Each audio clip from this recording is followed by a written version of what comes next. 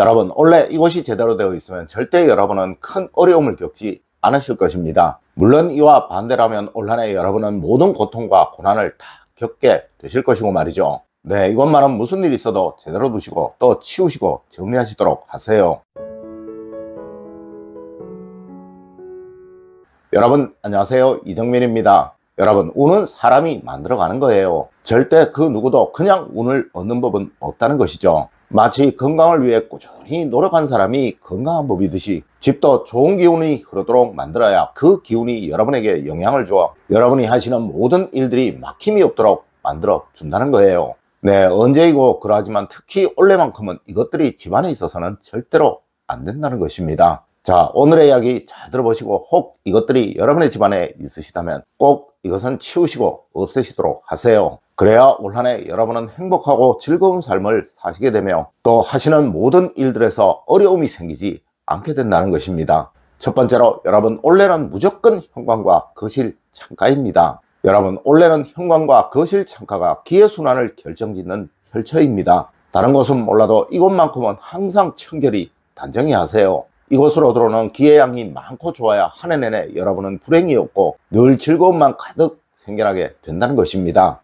네, 절대 버려야 할 것들, 고장난 것들 이곳에 두지 마시고 혹 두시더라도 잠시만 두시고 얼른 치우시는 여러분이 되세요. 특히 거실 창가는 공기의 순환이 항상 좋도록 막힘이 없도록 만들어야 한다는 것 절대 잊지 마십시오. 네, 이곳이 단정한 가정은 절대 올 한 해 어려움이 없을 것이며 정말 어느 순간 상상치도 못한 큰 즐거움을 얻게 되실 것입니다. 두 번째로 여러분, 올해 인물 하나 추상하는 절대 집안에 두지 마세요. 여러분, 집안에 두어야 할 인물 하나는 무조건 본받아야 할 사람, 또 스스로 존경해서 그 길을 따르려는 사람이 아니라면 절대 두어서는 안 되는 거예요. 네, 이것은 어떤 식이든 여러분에게 근심이 생기도록 만들 것입니다. 물론 추상화 역시 자녀들이 미술을 공부하는 학생이라 그 학생의 학업을 위한 것이 아니라면 절대로 두어서는 안 되는 것입니다. 맞습니다. 이런 것은 미술관에서 감상을 해야 하는 것이지 절대 집안에 있어서는 안 된다는 것이죠. 여러분, 우리 조상님들은 사군자를 그리셔도 균형과 조화가 맞지 않는 것은 집안에 두지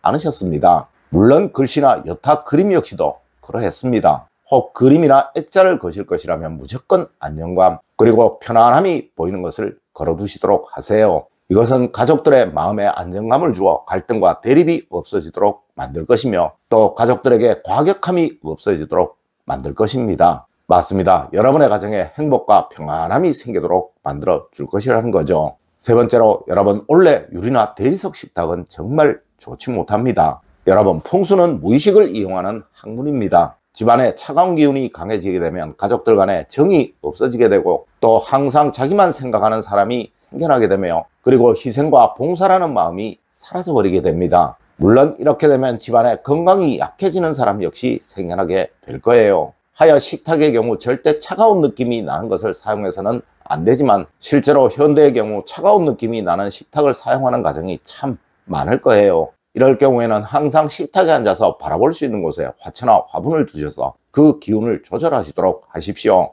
물론 창가에 화초나 화분을 두신다면 햇살의 기운과 어울려서 충분히 이것이 해소가 될 수 있을 것입니다. 혹 유리로 된 테이블을 집안에 두고 계시는 분이 있으시다면 반드시 그 테이블 위에는 책을 몇 권 올려두어서 그 기운이 균형이 만들어지도록 해야 한다는 것 꼭 잊지 마십시오. 네 번째로 소파나 쿠션이 많아서 좋을 이유는 없습니다. 여러분, 소파나 의자는 어디든 집안의 식구들을 기준으로 하나 정도 더 많은 것이 가장 이상적입니다. 물론 이것은 쿠션 역시도 그러합니다. 네, 간혹 쿠션이 많아야 좋다고 하는 분들이 있으신데요. 여러분, 침실에 쿠션은 많아도 상관이 없는 것이나 소파에 쿠션이 많아지게 되면 사람들은 늘어지게 되어버립니다. 네, 이것이 습관이 되게 되면 그 사람은 늘 귀찮아하는 사람이 되어버린다는 것이죠. 맞습니다. 우리 조상님들은 사람은 앉는 자세가 맞는다고 하셨으며 이것 때문에 비스듬히 눕거나 기대는 것을 극도로 꺼리셨습니다. 여러분, 절대 소파에 눕지 마세요. 그것은 언제이고 여러분의 삶을 어렵게 만들어버리는 습관이 될 것입니다. 다섯 번째로 화장실과 주방은 가까우면 좋지 않은 것입니다. 여러분, 이 두 곳은 모두 집안에서 재물운을 담당하는 영역입니다. 하여 풍수에서는 주방과 화장실이 먼 것을 기본 중에 기본이라고 말을 하는 거예요. 네, 이는 한 기운이 너무 강해져서는 안 되고 또 이 기운이 서로 충돌이 되어 다투도록 만들어서는 안 된다라는 의미로 그러한 것입니다. 하여 혹시 이렇게 배치가 된 가정이라면 항상 화장실의 문은 닫아두어야 하며 또한 화장실의 입구나 주방의 입구에 커튼을 하나 달아두셔서 구분을 해두시는 것, 아니면 뭔가로 막아두는 것, 이것도 좋은 방법이라고 할 수 있습니다. 네, 동양학에서는 무슨 기운이든 너무 강해져서도 안 되고 약해져서도 안 된다는 중용의 원칙이 기본 중에 기본입니다. 여섯 번째로, 원래 재물을 모으고 싶다면 꼭 액자에 신경을 쓰십시오.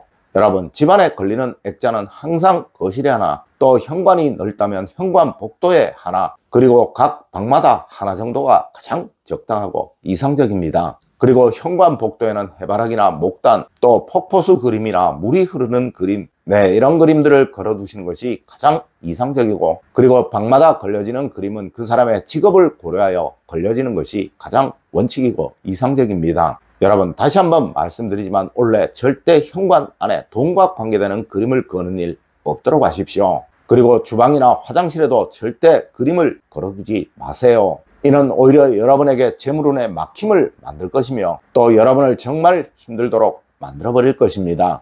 일곱 번째로, 여러분, 원래 집안에 먼지나 거미줄은 정말 최악입니다. 여러분, 우리 조상님들은 집안이 번성하려면 항상 부지런해야 한다고 말씀을 하셨고, 또한 이 부지런함의 상징이 깨끗함과 산뜻함이라고 말씀을 하셨습니다. 맞습니다. 집안 어디든 먼지가 많거나 거미줄이 있다는 것은 이 집안의 생기가 사라져가고 있다는 반증인 거예요. 네, 어디든 이런 것이 있는 경우 그 집안이 번영하는 경우는 절대로 없습니다. 특히 원래는 벽에 못이 박혀 있는 것, 그리고 이것이 눈에 직접적으로 보이는 것은 정말 좋지 못합니다. 혹 이런 가정이 있으시다면 그 못을 대체할 다른 것을 찾으시던가, 아니면 그것을 뭔가로 가려 그것이 눈에 보이지 않도록 만드는 것이 좋다는 것 절대 잊지 마십시오.